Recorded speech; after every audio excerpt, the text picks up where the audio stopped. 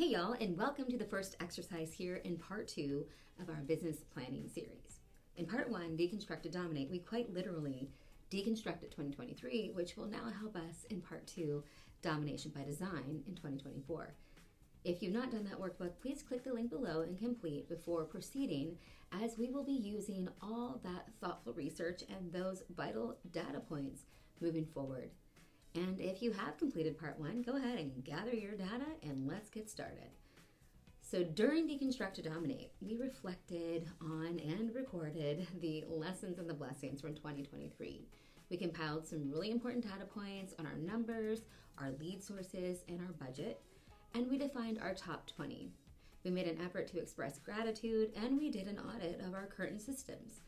We also gathered our paperwork for our accountant so that when our brokers give us our 1099s this month, we'll be ready to rock and roll and file our taxes so we can adequately set our budgets for the year ahead. Yes, I know you want to wait and you want to avoid gathering paperwork. You might even be scared of your tax liabilities. Believe me, I feel you on that one.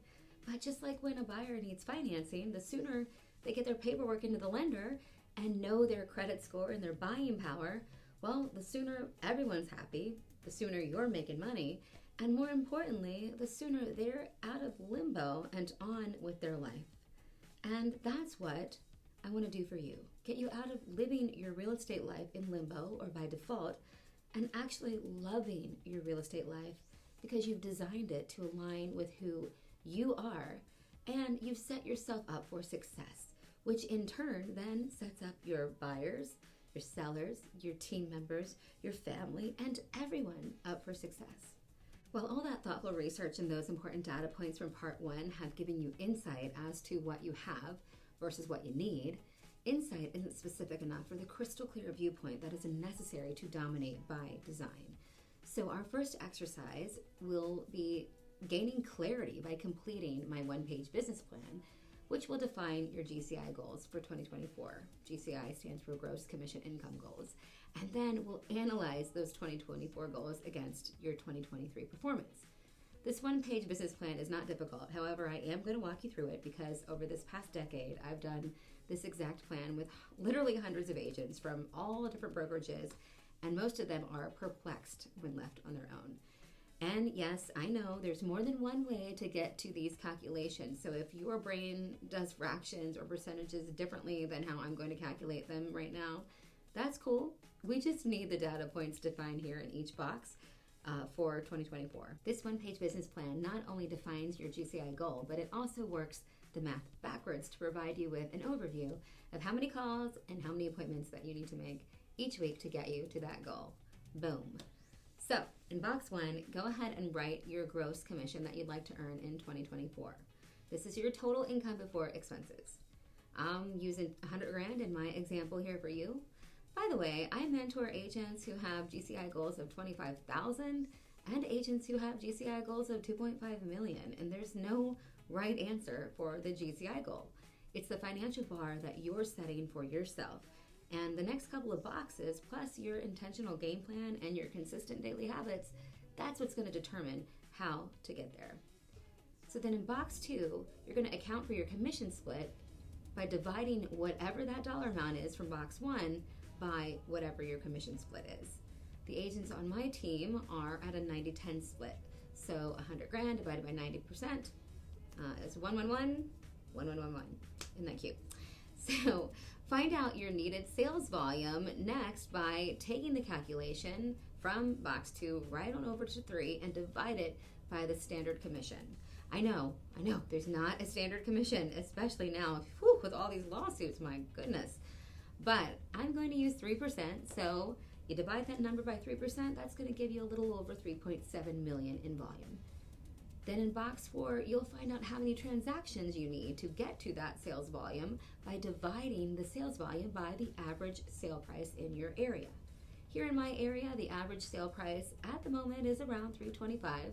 So dividing that total from box 3 by 325,000 is a little over 11.396. So I'm going to say 11.4 is the amount of transactions needed in 2024 for 3.7 million in volume at 90% split to get to $100,000 GCI. That's less than one transaction a month. That actually gets me excited. Now we know how many transactions we must close in order to get to our GCI goal. But how do we know how to get to those transactions? Well, here comes box 5. Now, box 5 is trickier because it factors in conversion rate. And most agents aren't aware of what their conversion rate is. Plus, conversion rate is different depending on the type of lead, right? For instance, you'll probably have an infinitely higher conversion rate with a past client than you do with a cold internet lead, right? So this box will take you back to your Deconstruct to Dominate exercise 3. Remember the wheel where you have the lead sources in that marketing wheel, along with how many deals that you've had from those lead sources. The reason this exercise is called If You Can't Measure It, You Can't Manage It is because I want you to start putting an effort into knowing your conversion rate. And you do that by measuring. You're going to start measuring daily, weekly, monthly, and quarterly. And while the marketing wheel tracking, it's a great start, if you don't know how many interactions you had to have within each of those lead sources to get to that closed deal amount, then what you believe your conversion rate to be is arbitrary. And arbitrary is not how you live your real estate life by design. That's default mode. When I do this exercise with agents, 99.9% of them say, oh, my conversion rate with my sphere of influence is 100%. And then cut to 6 months later, and they're complaining about how none of their friends are using them to buy or sell houses. This year, they're buying and selling houses with you, buddy, okay? You just got to design your real estate life to ensure it, and we do that by tracking and measuring. So if you do have those data points for each of those lead sources in your marketing wheel, meaning if you for a fact know your true conversion rate for each of them, goody for you, you're like a unicorn. But if you don't have it, then let's just start keeping track of it starting today, okay? Page 2 of my to-do list attached is an old school list sheet for lead tracking, and if you're a tactile person like me, there's also a link to my real estate agent planner that has all of my to-do lists, my weekly, my monthly and quarterly trackers, etc. All of that stuff in one nice place for you. Measuring, again, it's not at all ambiguous.